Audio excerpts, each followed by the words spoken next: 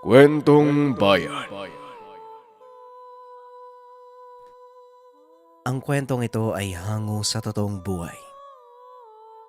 Mula ito sa isa nating kabayan na itago na lang natin sa pangalang Berto.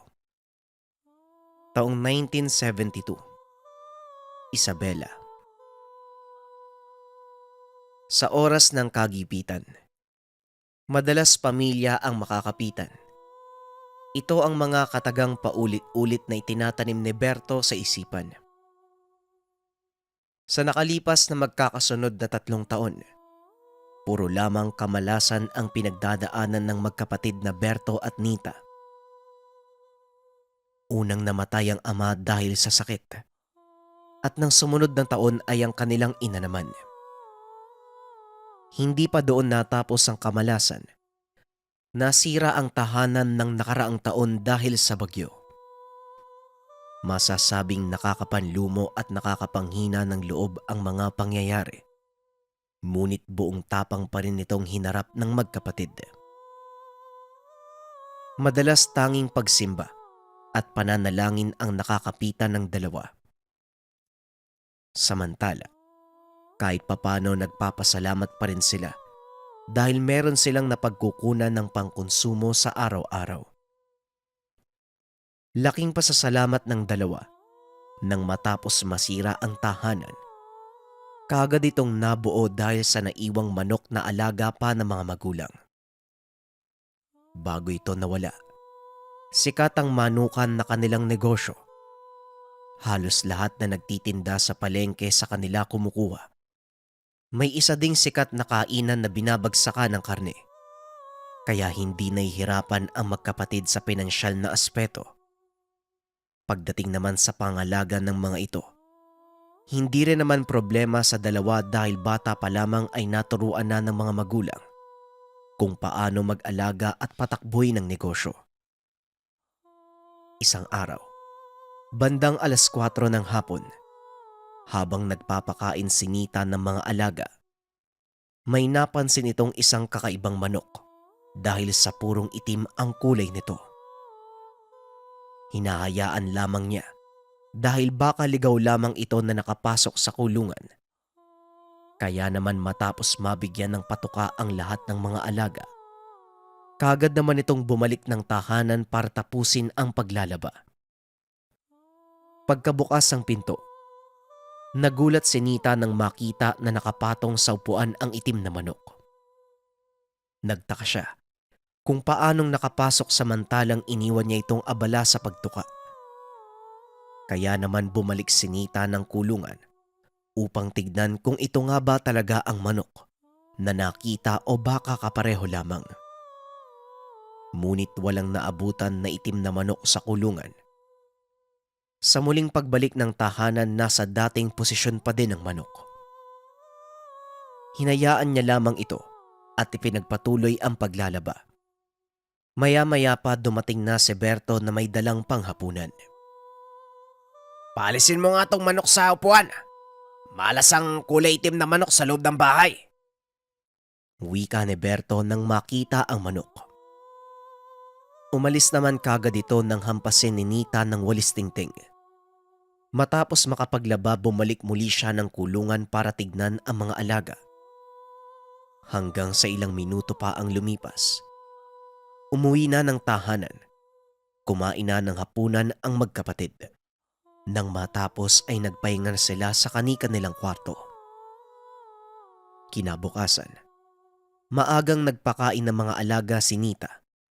Muling naabutan ang itim na manok sa kulungan. Kinarga niya. Inilabas ng kulungan dahil baka muli itong makita ng kapatid. Eksaktong pagkababa ng manok sa lupa, dumating naman si Berto.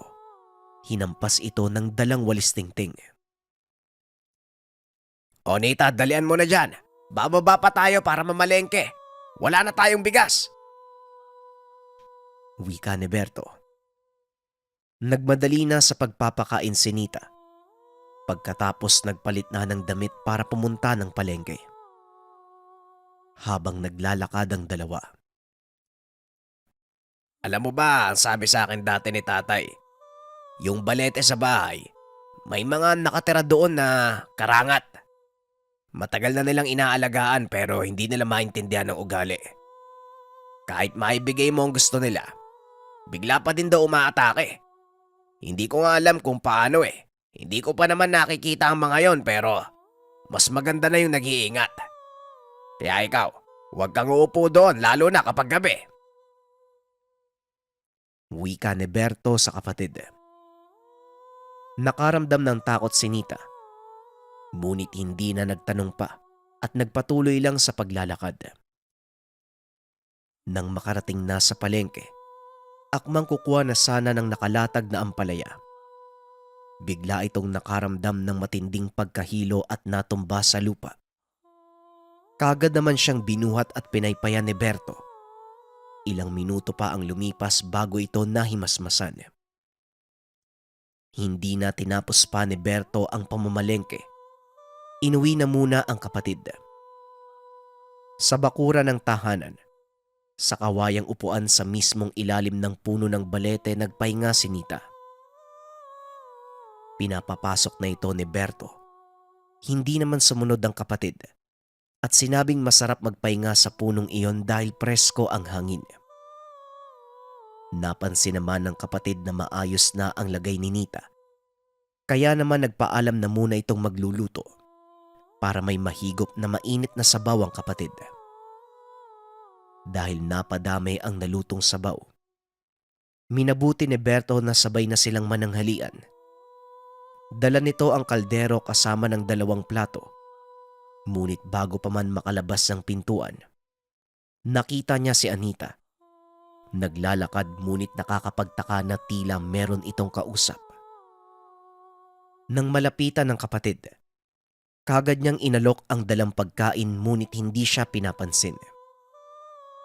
Kalaunan pinaupo na ito ni Berto, ngunit sa ibang direksyon pa din nakatingin at patuloy lang na nakikipag-usap. Hindi na mapanatag ang loob ni Berto sa napapansin sa kapatid. Nararamdaman niya na merong kakaiba kay Anita. Patuloy lang sa pagtawa, tumatango pa sa harapan ng puno. Buong maghapon na hindi pinansin ni Nita si Berto. Kinagabihan, dahil sa pag-aalala sa kapatid, sinamahan niyang matulog si Nita na nakatulog sa ilalim ng puno ng balete. 5:00 pa lamang ng umaga, tinawag na ni Berto ang albularyo na pinakamalapit sa tahanan. Hinaplos nito ang katawan ni Nita. Karangat na nag-anyong itim na manok. Yan ang nahawakan ng kapatid mo. Ito ang nagdulot sa pagkabaliw niya. Galing dyan mismo sa puno ng balete. Sa nararamdaman ko, hindi naman ito humingi ng anumang alay. Ang gusto lang niya, may magkasakit kahit sino sa inyo. Napakalubha ng pinataw na sakit sa kapatid mo, Berto. 1 araw lang ang nakalipas. Halos nasakop na ng karangat ang katawan niya. Susubukin kong tanggalin, pero hindi ko may papangako na gagaling si Nita. Makapangyarihan na nilalang ang nagpataw sa kanya ng parusa. Wika ng albularyo. Naalala ni Berto ang itim na manok. Binuhat ng kapatid nang minsang pumunta sa kulungan ng mga alaga. Isinagawa na ng albularyo ang ritual sa harap mismo ng puno. Napansin ni Berto na pahintu-hintu ito sa pagbanggit ng mga usal. Minsan bigla na lang minumulat ang mga mata habang nasa kalagitnaan ng napakahabang dasal. Nang matapos ang isinasagawang ritual, nakaramdam ng sobrang pagod ang albularyo. Binigyan naman ito ni Berto ng tubig. Pagkatapos magpahinga, nagpaalam na ang manggagamot at labis namang nagpasalamat si Berto. Ngunit napansin niya na wala namang nagbago sa kilos ng kapatid.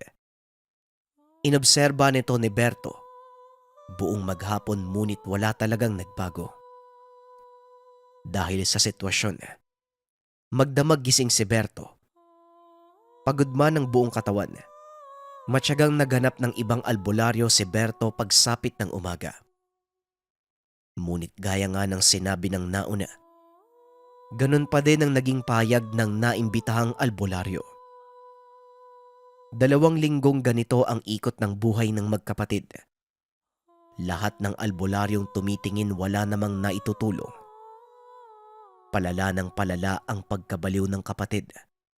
At habang tumatagal, sa buong panahon sa ilalim ng puno sila nagpapalipas ng gabi. Disyembre 25, 2:00 ng madaling araw.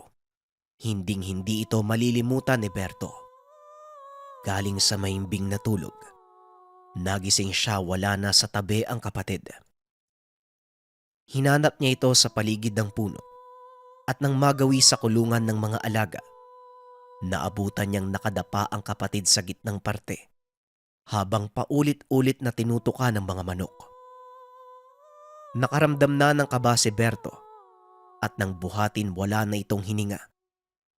Sumisigaw na ang binata at umiiyak ngunit wala na talaga ang kapatid. Kahit anong subok na ibalik ang paghinga ni Nita, hindi na talaga nagawa pang lumaban ng kapatid. Pagsapit ng umaga, mabigat man sa loob, inasikaso ni Berto ang burol ng kapatid. Dumalo naman ang unang albularyo na nagtangkang gumamot kay Nita. Ayon dito, hanggat maaga pa lisanin na ni Berto ang lugar dahil mapanganib doon. Ngunit hindi naman sumang-ayon si Berto at sinabi, pagmamay-ari nila ang lupang iyon at hindi mga aswang ang magiging rason sa pag-alis niya. Wala namang kakaibang nangyari sa burol ng kapatid hanggang sa mailibing. Sobrang nahirapan si Berto sa pagtanggap ng pagkawala ng kapatid niya. Kaya naman napabayaan na ang negosyo. 3 buwan na palaging nakatulala si Berto sa puno. Hanggang isang araw, dahil sa sobrang galit, naisipan nitong patayin ang mga nilalang na nakatira sa puno. Maraming albularyo ang nilapitan si Berto para humingi ng tulong sa gustong gawin. Hanggang sa isang dalubhasang albularyo ang sumang-ayon sa plano. Ito ay si Tandang Bagnas. Sinabi ng bata na nabiktima di umano ng mga nilalang ang pinakamamahal na apo. Nakitira muna ang matanda sa tahanan ni Berto. 1 taon ang ginugol nila sa pagmamasid at paghahanda. Dumating na ang tinakdang araw. Sumapit ang 12:00 ng hating gabi. Hindi naman sila nabigo. Sa unang pagkakataon nakita ng dalawa ang nag-iisang karangat na nakatira sa puno. Bagya itong mas malaki sa tao. Walang buhok. May bilugang mata. Nag-iisa at mahabang pangil sa gitna ng bibig. Nakakakilabot ang itsura habang nakatitig sa kanila. Inumpisahan kagad ng matanda ang ritual. Gamit ang malaking bao, nilagyan niya ito ng pira-pirasong uling na may halong tawas. Habang ang gitna naman, sinindihan gamit ang posporo. Ang buong palibot ng puno ay nakabalot ng usok kaya kahit si Berto, bagyang naubo sa ginagawang ritual ni Tandang Bagnas. Nararamdaman ng dalawa ang kakaiba at napakabigat na presensya sa paligid. Sinasabayan pa ito ng nakakakilabot na tunog na ayon kay Berto, maihahawig sa tunog ng paniki. Walang ano-ano'y nahulog ang nilalang sa puno. Diretsyong tumakbo papalayo. Hinabol ito ng matanda at ni Berto. Hindi naging madali ang pagdakip sa nilalang dahil kung saan-saan ito sumusuot. Ngunit dahil sa malakas ang pakiramdam at puwersang dala ng albularyo, nasundan naman nila ang karangat. Ayon kay Berto, halos tumagal ng ilang oras ang paghabol nila sa nilalang. Hindi nagtagal. Nang nasa bandang dulo na ng kagubatan, nagawa ng dalawa na mahuli ito sa pamamagitan ng mga orasyon ng albularyo. Inihagis nito ang punyal na bumaon sa kaliwang braso ng karangat. Sa pagbaon ng talim, hindi na makagalaw ang nilalang. Batid sa reaksyon nitong nahihirapan na huminga, Sinamantala ito ng albularyo para lapitan at puwersang ibuka ang bibig ng nilalang. Ibinuhos ng albularyo ang pinaghalo-halong damo ng ikmo, bunga ng kalamansi at tubig. Pinuno din ng matanda ang mga mata at tenga ng nilalang. Matapos ay binitawan na nito si Berto. Habang nangihina itong tumatakbo papalayo, natanaw ng dalawa na kumukulo ang bunganga ng karangat. Hanggang sa bigla na lang itong nawalan ng malay. At habang papalapit sa nilalang, nakita nilang tila nabilaukan ito at hindi nagtagal tuluyang nawalan ng buhay. Maigpit na ipinagbawal ng albularyo na lapitan ang nilalang, kaya tinitigan lamang ito ng dalawa. Hanggang sa hindi maipaliwanag na dahilan, bigla itong naglaho sa harapan ng dalawa. Ayon kay Berto, parang abo na lumipad sa hangin at tuluyang nawala ang nilalang. Dahil sa mga kaganapan, kahit papano napanatag ang pakiramdam ni Berto. Nang akmang magpapahinga na sana sa kwarto, kasabay ng sobrang pagod na hindi maintindihan, bigla namang bumuhos ang luha ni Berto nang muling maalala ang kapatid. Ayon sa kanya, kahit nakakuha na ng hustisya sa ginawa ng nilalang, hindi pa rin basta nawala ang nararamdaman niyang sakit. Dagdag pa nito, walang anumang pag-iigante na makakapawi ng kalungkutan na nararamdaman ng taong nawalan ng mahal sa buhay. Kahit kailan, kahit napatay na ang nilalang, hindi na maibabalik pa ang buhay ng taong nawala.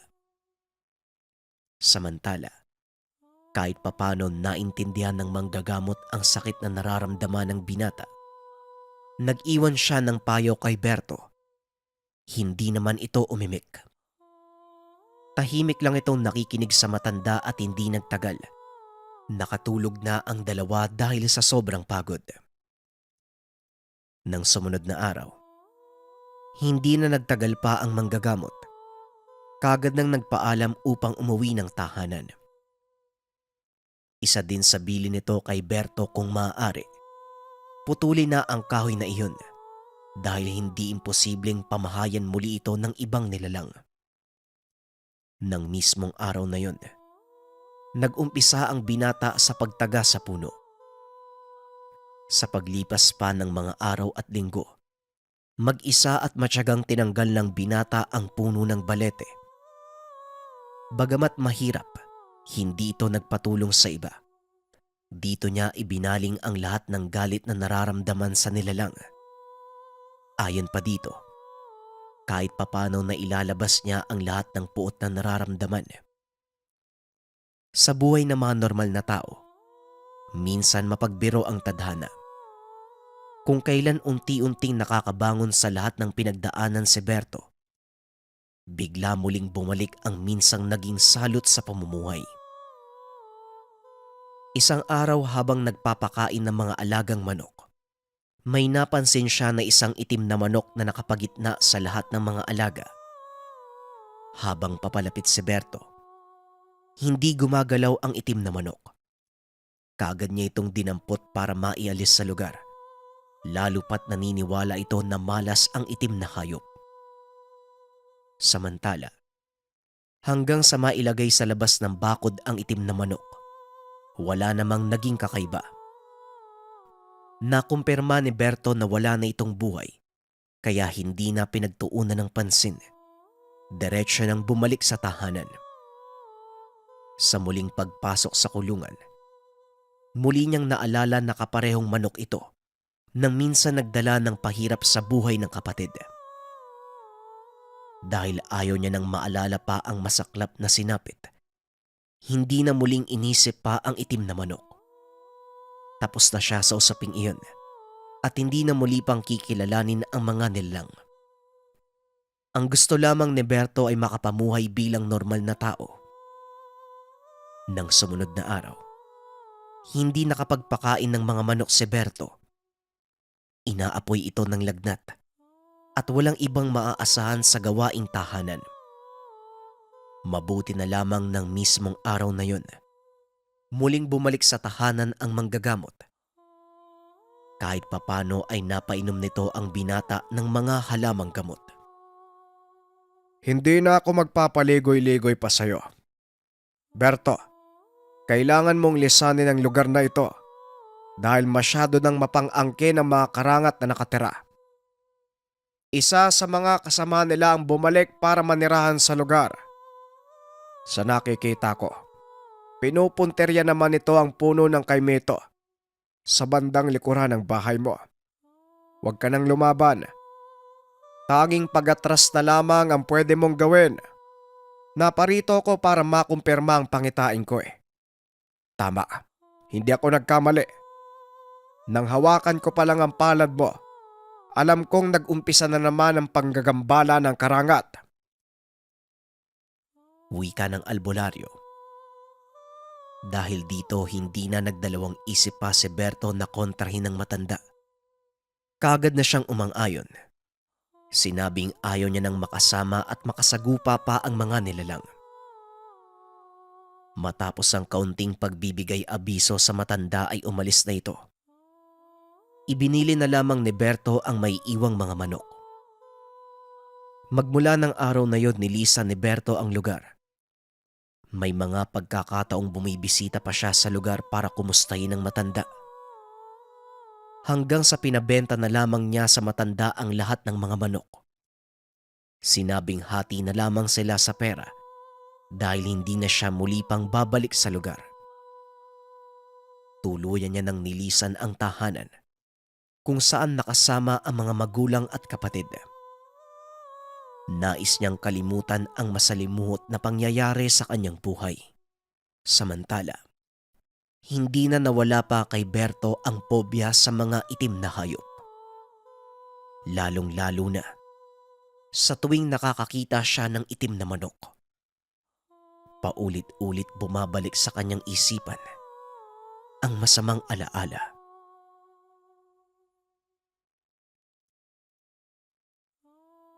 Ang kwentong ito ay hango sa totoong buhay. Mula ito sa isa nating kabayan na itago na lang natin sa pangalang Mimi. Taong 1986, Bicol. Tuwing huling araw ng Oktubre, nagiging abala ang mga tao sa pagpunta sa mga sementeryo kung saan madalas nilang nililinis ang puntod ng mga mahal sa buhay. Ngunit iba ang sistema ng pamilya ni Amelia. Hindi na nag-aabala pa ang mga ito na mismong maglinis sa puntod ng yumaong lolo. Lahat ng iyon ipinapaubaya na lamang nila sa mga sepulturero. Nakakaangat sa buhay ang pamilya ng dalaga, kaya nagbabayad na lamang sila ng ibang tao para gawin ang mga ito. Ngunit iba si Amelia sa pamilya. Kahit papano sumasabay siya sa dagsa ng mga tao sa sementeryo tuwing unang araw ng Nobyembre. Ayon sa kanya, sa ganitong paraan mas napapadaman niya ang pagmamahal sa yumaong lolo. Dahil noong nabubuhay pa ito, ganito rin ang ginagawa ng matanda sa magulang.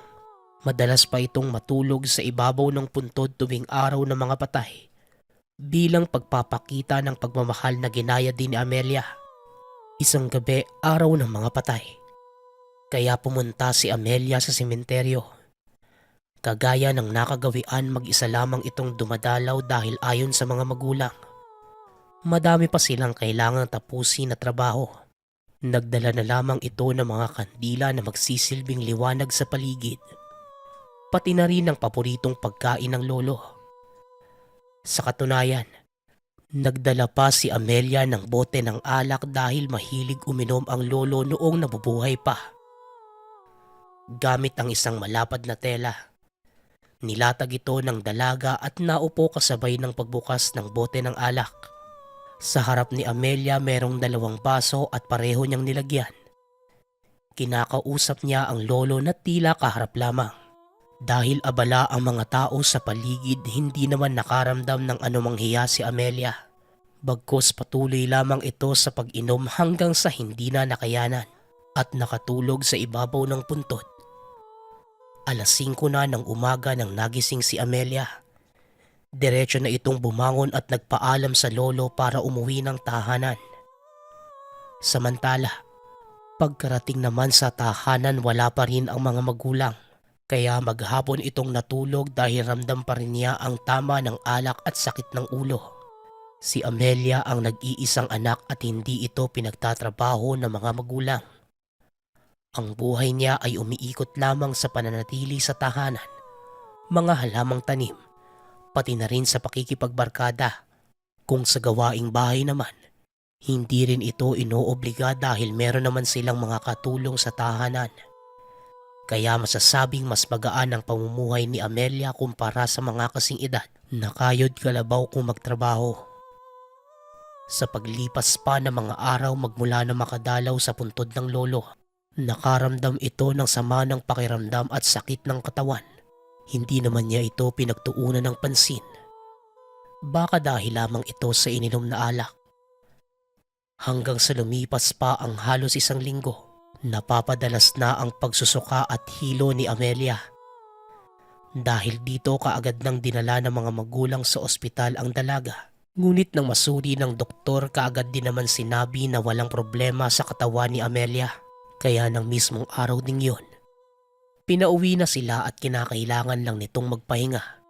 Ngunit ramdam ni Amelia na meron talagang kakaiba sa sariling katawan. Dahil abala ang mga magulang at hindi mapakali si Amelia.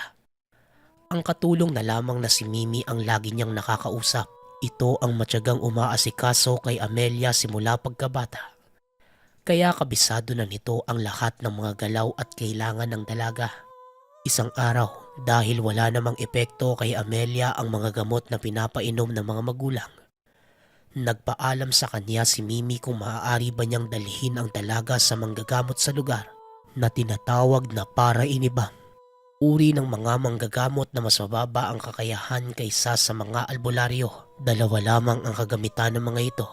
Una, ang dahon ng buyo, maliit na halaman na gumagapang at matagal nang ginagamit sa panggagamot.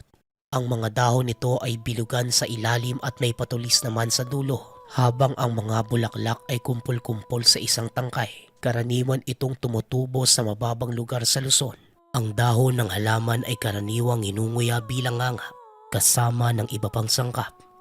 Ang ikalawa naman ay tinatawag na bunga na sangkap sa buyo. Pinaghahalo niya ang dalawa para mas lumakas ang bisa. Matapos na maisalaysay ni Mimi kay Amelia ang mga ito, kahit papano nakumpinse ang dalaga at kaagad na nagpaalam sa ina. Pumayag naman ang mga magulang at tanging si Mimi lamang ang sumama kay Amelia. Pagkarating sa tahanan ng manggagamot o para inibang, kaagad namang tinanggap sa tahanan ang dalawa at pinaupo sa tanggapan ng mga pasyente. Tinanong ng matandang si Mang Berto kung saan nagpunta ang dalaga bago ito nangyari. Matapos mailahad ni Amelia ang mga naganap, nag-umpisa na sa paggawa ng tinatawag na inibang ang matanda. Gamit ang pinaghalong sangkap ng buyo, dahan-dahan itong nilapatan ng krus na matanda. Magmula sa noo ni Amelia hanggang sa bandang paanan.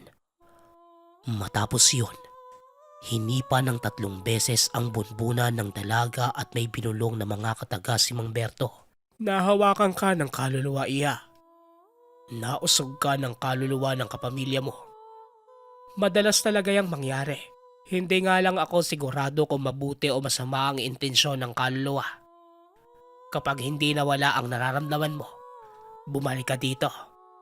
Minsan talaga, may mga pagkakataon na higit pa sa paggamit ng dahon ng buyo ang makakapagpaalis sa ganyang karamdaman, lalo na kung medyo malalim na ang rason ng kaluluwa. Kinakailangan nating itong matugunan sa ibang pamamaraan. Wika ni Mang Berto. Tumango naman si Amelia at matapos yun, umuwi na ng tahanan ang dalawa para makapagpahinga. Magmula ng araw na yon hanggang sa sumunod pang mga araw, hindi pa din guminhawa ang pakiramdam ni Amelia.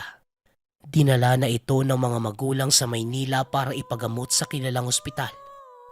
Ngunit kagaya ng dati, walang mahanap ang mga doktor na anumang sakit sa dalaga. Nagpalaboratorio na din si Amelia sa buong bahagi ng katawan.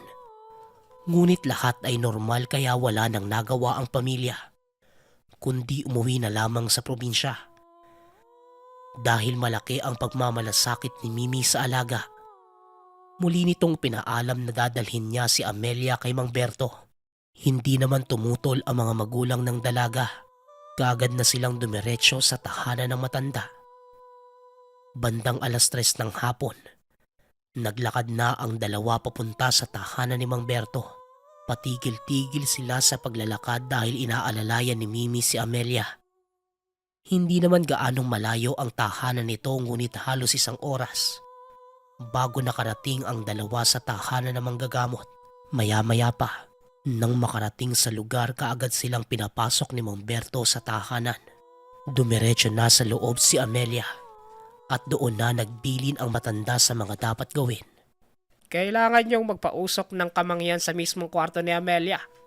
Maaaring ang kaluluwang nabanggit ko sa inyo noong nakaraan. Nadala niya pag-uwi at kumapit sa kanya. Pero pakiramdaman mong maigi, iha. Baka naman may pabor lang sa iyo ang kaluluwa.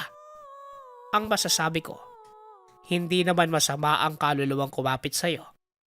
Dahil kung nagkaganon, tad-tad na dapat ng sugat ang katawan mo. May pasyente nga ako nung nakaraan. Bugbog na ang katawan dahil lang sa pagdalaw sa punton.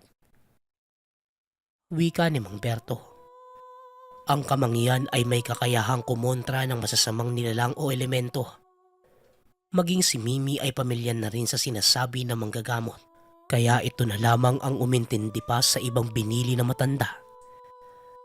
Dagdag ni Mang Berto, sabihan na lamang siya kung nalaman na ng dalaga ang kailangan ng kaluluwa.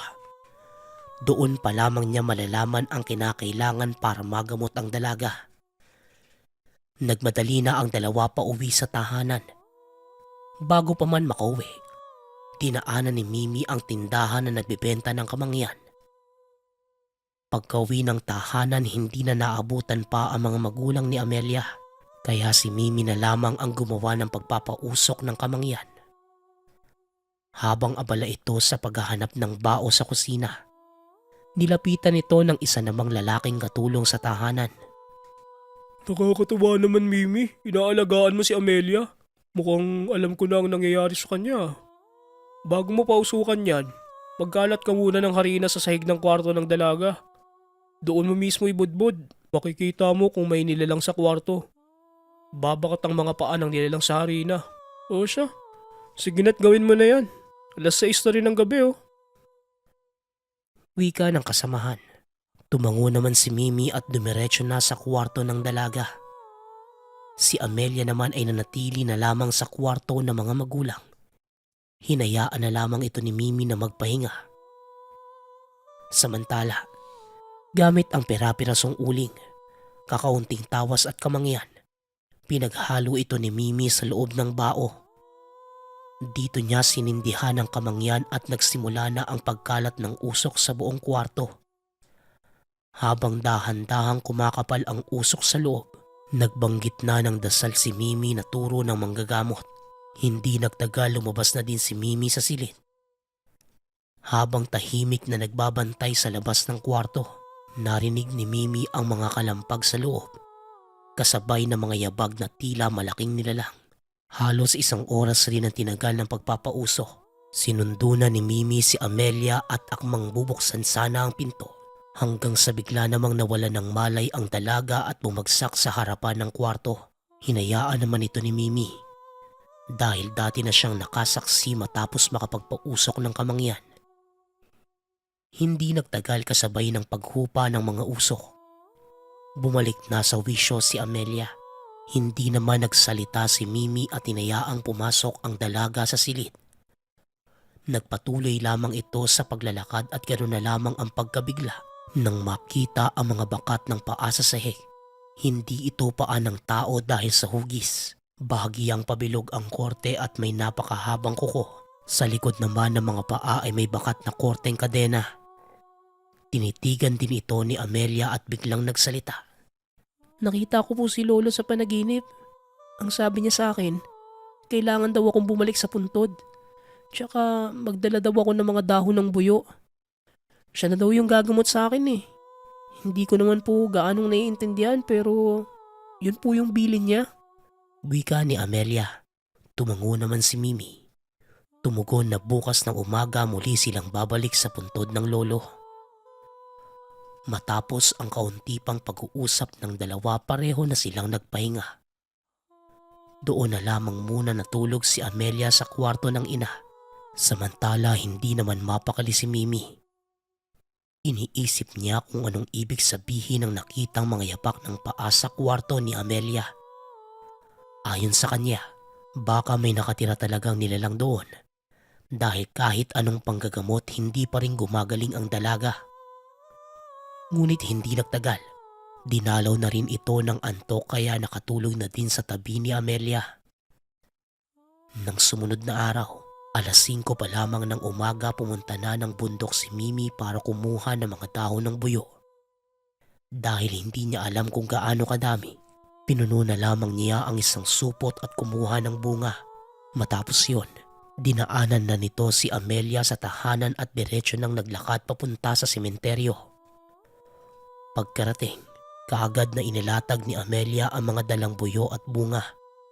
Sa mahinang boses, kinakausap nito ang kaluluwa ng lolo.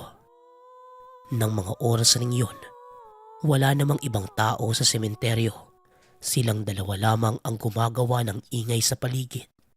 Hanggang sa malinaw na narinig ni Amelia at Mimi ang malalim na boses. Sinabihan silang bumalik na lamang pagsapit ng alas 9 ng gabi. Dahil sa sobrang takot ng dalawa, umuwi na muna ang mga ito at nanatili sa tahanan. Nang oras na yon, wala na sa tahanan ang mga magulang ni Amelia. Kaya hindi na rin ito nagpaalam na muling pupunta ng sementeryo ng 10 oras ng gabi. Kahit papano kampante ang dalaga dahil kasama naman niya si Mimi. Sa loob ng napakahabang panahon, palaging sinisiguro ni Mimi ang kapakanan ng dalaga. Kaya sobrang laki ng tiwala ni Amelia sa kanya. Samantala, bandang alas 8 ng gabi nag-umpisa ng maglakad ang dalawa papuntang sementeryo. Natatakot si Amelia dahil ito pa lamang ang unang beses na gagawa ng ganitong bagay. Lalo pat makikipag-usap siya sa hindi naman nakikita. Habang naglalakad ng dalawa, nang magawi malapit sa puntod ng lolo, nabigla sila. Nang makitang nakaayos na ang lahat ng mga dahon ng buyong dala kanina. Hindi na gaano lumapit pa si Mimi at hinayaan na lamang si Amelia na makipag-usap sa lolo. Mula sa kinatatayuan, nakita ni Mimi na nag-uusap na ang dalawa. Bukod sa nagsasalita si Amelia, nakikita niya na bahagyang napapangiti ang dalaga. Isa-isang pinulot ng dalaga ang dahon ng buyo at nginuya. Nakakaramdam na ng pagkabahala ang katulong dahil sa ginagawa ni Amelia. Sa paglipas pa ng ilang minuto, biglang sumuka ng dugo ang dalaga na may kasamang itim na likido. Kaya nagmadali na papalapit si Mimi para tulungan si Amelia. Ngunit sa hindi maipaliwanag na dahilan, biglang nawala ng malay ang dalaga. Halos atakihin naman si Mimi nang makita ang sinapit ng alaga. Hindi nagtagal, nakita nito kung papaano lumabas sa bibig, mata at ilong ang mga itim na likido. Sobrang lapot at napakasangsang ng amoy. Dahil hindi malaman ni Mimi ang gagawin, sa mabilis na paraan tumakbo ito pabalik sa tahanan para tawagin ang kasamahang lalaki na tagabantay ng bahay ng pamilya.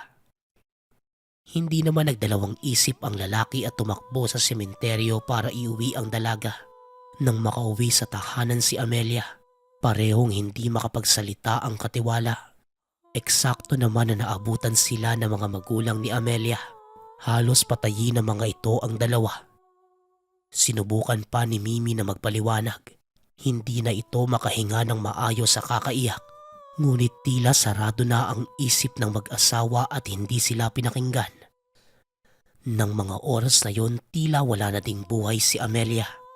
Bago umalis ng tahanan at pumunta ng ospital ang mga magulang ng dalaga, sinabi ng mga ito na umalis na ng tahanan ng dalawa dahil mapapatay nila ang katiwala sa oras na may masamang mangyari sa anak. Dahil sa takot ay sinunod ni Mimi ang sinabi ng mga magulang ni Amelia. Mabigat man sa loob ngunit kailangan na niyang lisanin at iwan ang alaga. Iniisip din niya ang kapakanan ng sariling pamilya sa oras na mapatay siya ng mga ito. Yun ang huling araw na nakita at nakasama ni Mimi si Amelia. Magpasa hanggang ngayon, nais pa rin niyang malaman ang nangyari kay Amelia, kung buhay pa ba ito o tuluyan nang namatay. Ngunit kahit ilang taon na ang nakalipas, malinaw sa paniniwala ni Mimi na hindi ordinaryong sakit ang sinapit ng alaga. Higit sa lahat, sinisisi pa rin niya ang sarili kung ba't hinayaan na kainin ni Amelia ang dahon ng buyo. Kwentong Bayan